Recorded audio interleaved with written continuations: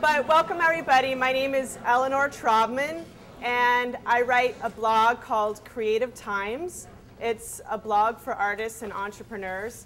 And one of the things I do as a small business consultant is that I help artists and entrepreneurs use blogging as a tool to build relationships and build community.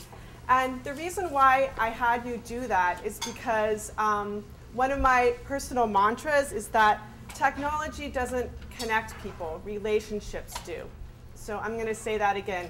Technology doesn't connect people, relationships do. And I think technology is an incredible tool, but it's really making those person-to-person connections that helps us remember each other's stories and what it is we can do with each other and for each other.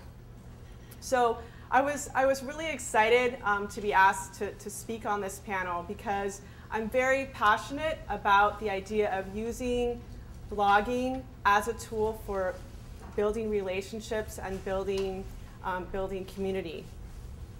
So when I first looked at the web page for this summit, I saw that one of the themes was sustainability.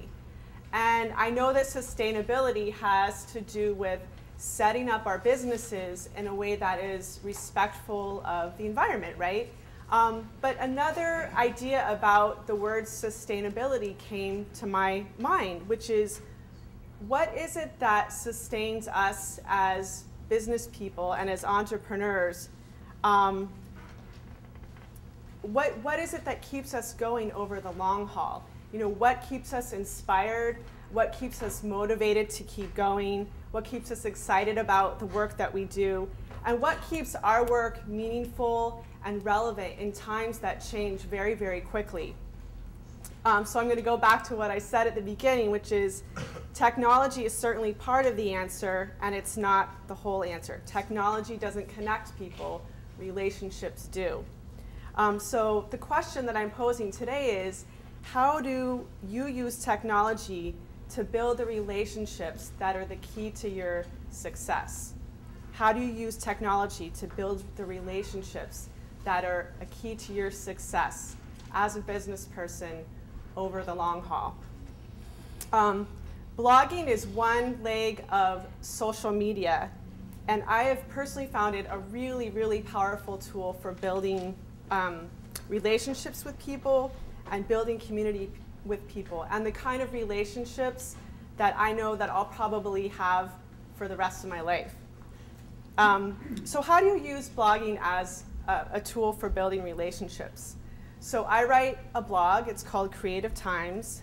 It's a blog for artists and entrepreneurs.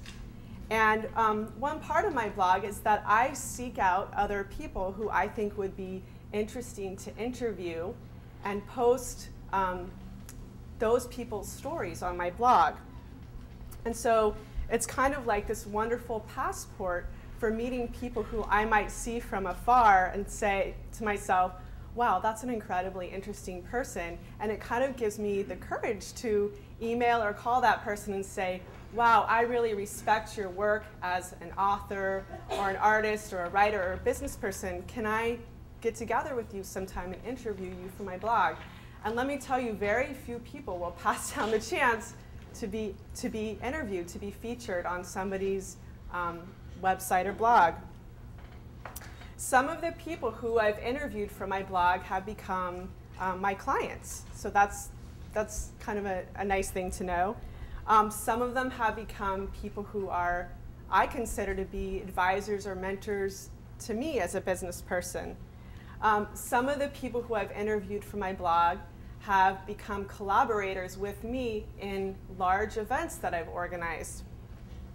Those events have, in turn, led to greater visibility and credibility for both those folks who I've met through my blog and for myself. So it's always been a win-win situation. So I'm going to give you a specific example of that. About a year and a half ago, I interviewed somebody for my blog. His name is Pete Salamita. He's a dad of a young child.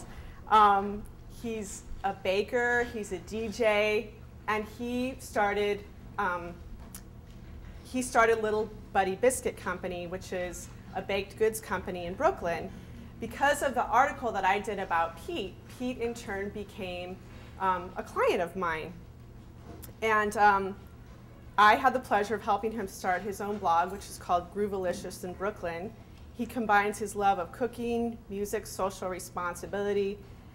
Because of his blog, Pete now has this whole following of readers who share his passions, which are music and baking and parenting. And these people are literally waiting in their seats for the middle of the summer when Pete is going to open his bakery. So because of his blog, he now has a group of people who share his same passions, who are waiting for him to open his bakery. So Pete himself has become an example of how blogging builds community. How am I doing on time? Okay. So what's the other piece I wanted to say? The other powerful thing about blogging is that it's a powerful tool for building your community or who you would consider your team of people, right? It's like you've heard the saying, it takes a village to raise a child. Well, it also takes a village to raise an entrepreneur. Like, none of us can do this in isolation. And by community, I mean a community of people who are your customers, your clients, or people you collaborate with to do business or to organize projects. I personally think that the most powerful and effective community you create is the one you build around whatever you are passionate about. And Jennifer spoke about this a little bit, and another word for it is an affinity group. Because the internet can't provide leadership. Only people can do that. So there might be a group of people who you find on the internet who are interested in sustainable business, but that group is going to become a lot more powerful if somebody actually decides to lead that group, and that person could be you. When you take on the role of leading and connecting with others who share your interests, you raise your visibility, you raise your credibility as a business person, and most importantly, you're creating relationships that sustain you as a business person over the long haul. I'm going to give one concrete example of that. One way I've used my blog to build community is every year I organize an event that takes place here in Brooklyn called the Brooklyn Blog Fest. And literally hundreds of people who have blogs in Brooklyn, whether it's political blogs, arts-related, parent-related blogs, gather in the same place. Sometimes politicians come out. I'm one of the key people who organizes that event, and it's a really fun event. I mean, everybody comes together, people network, people share what they've been doing, and